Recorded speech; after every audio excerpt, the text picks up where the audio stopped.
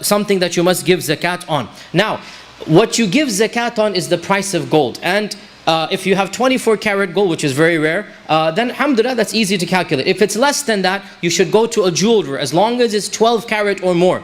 You don't really get gold for less than 12 karat. And gold plating and silver plating, really there's no zakat on that, because that's just one layer on top of whatever is there. Gold plated and silver plated, there is no zakat to give. That's not really money to give zakat on. Anything that is more than 12 karat, so 17 karat, 18 karat, 22 karat, you need to go to a jeweler and get a rough estimate. What is the value of the gold?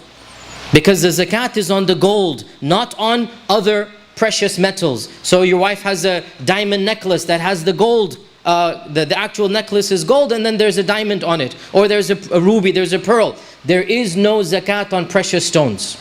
The zakat is on the gold only.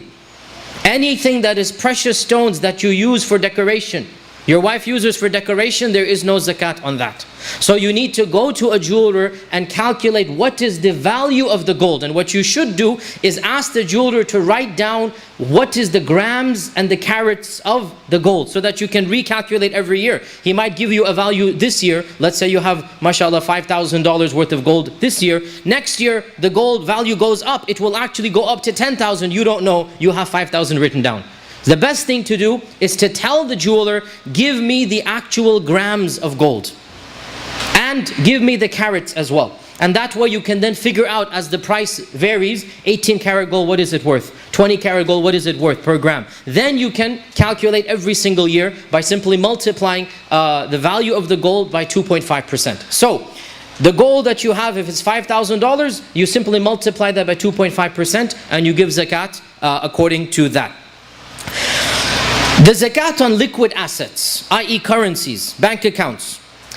There is a very difficult way to do this. If we had time, we would go over that. But our scholars of our times have given a very simple method.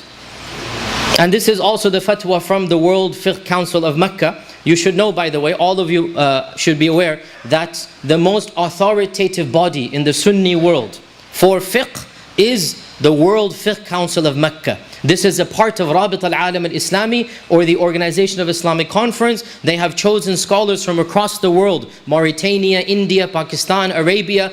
They represent the bulk of the Muslim world, and they have an annual conference in Mecca every single year to discuss modern issues. And this is called the Rabit al-Alam al-Islami's Fiqh Council. And this is really, in my humble opinion, this is the pulse of the Ummah. This is the mainstream of the Ummah, and their fatwa are respected across the board. And generally, most of what I'm telling you today is something that they have also sanctioned. So what they have said, to make things easy for the people, this is what you do. Very simple.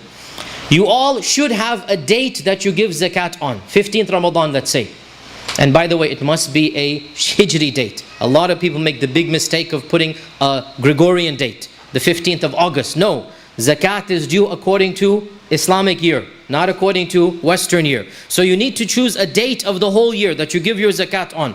And Ramadan is the best time to give zakat because you get extra reward. So suppose 15th Ramadan, 20th Ramadan, 27th Ramadan, whatever it is, it doesn't matter. That is your year, that is your day. Now that it is fixed, every year you give zakat on that day.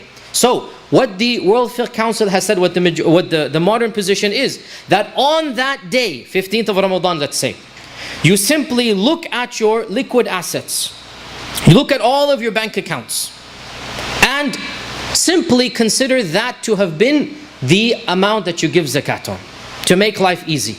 As long as it's above the nisab, I think pretty much all of us would have more than $500 in our bank accounts put together. As long as it's above the nisab of silver, whatever is available on that day, you just give zakat on that. All of the bank accounts put together that you have, you consider that to be your liquid assets, multiply that by 2.5%, and that gives you the zakat on your currency, on your money. Of course, not just bank accounts. If you have a stack of cash under your pillow, then this also counts as cash, right? If you have it in your freezer, wherever you put your cash, right? All of the cash, all of the liquid currencies, obviously regardless of what currency you have it in, right? Euros, dollars, pesos, it doesn't matter. All of this put together will be zakatable at 2.5%.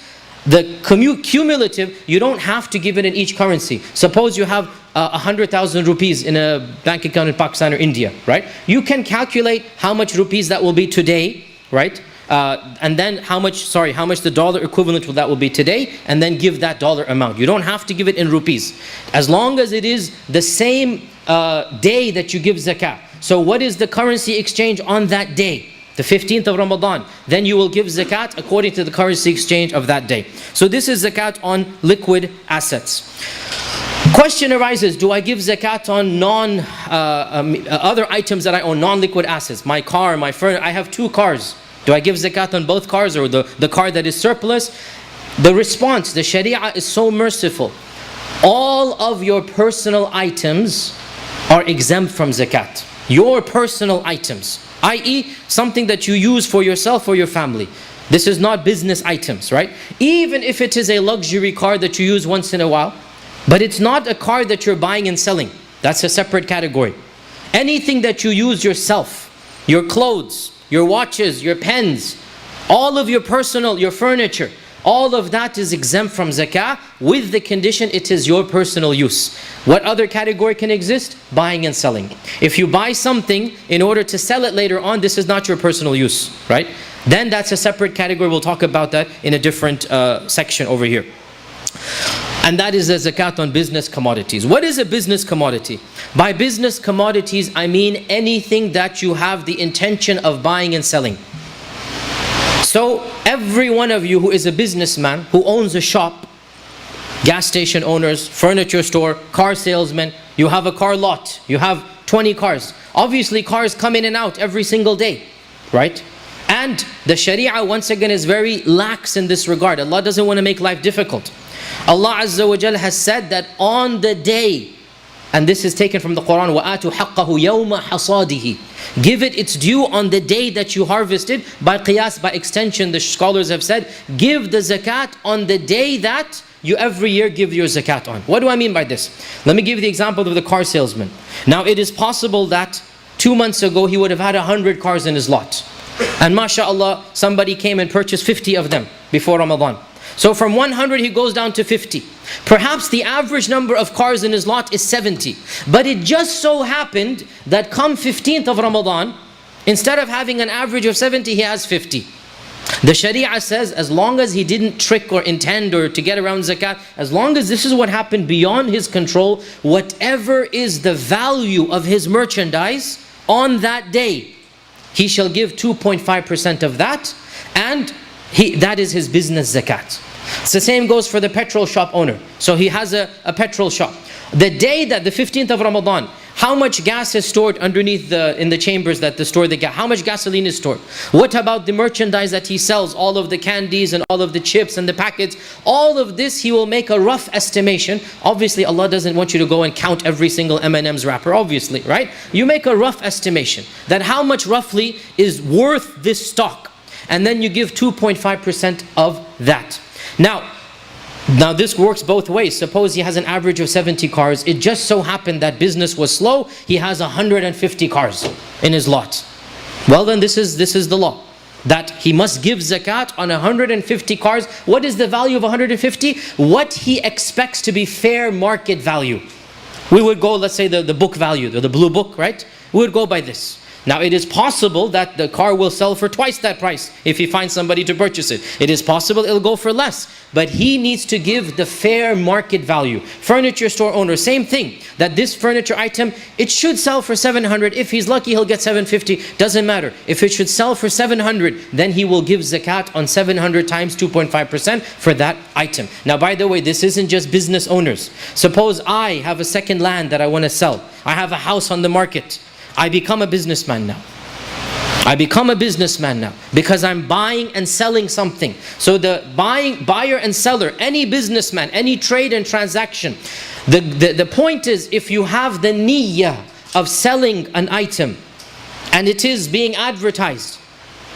Now when I say niyyah of selling, I mean in the near future. Many of us, we have, let's say, a plot of land. We just are investing in it till 15, 20 years, our kids' graduation, when our daughter gets married. That's not, the niyyah is not there to sell right now. That's really an investment. We'll get to investments later. I'm talking about it is on the market. It's being advertised. The car salesman, he's advertising, I'm a car salesman, come and buy. That person needs to give 2.5% of the fair market value of all that he owns. The same applies if I just want to sell a piece of land and it's being advertised. I'm not a businessman, but in this case I become a businessman. And therefore the Sharia says the fair market value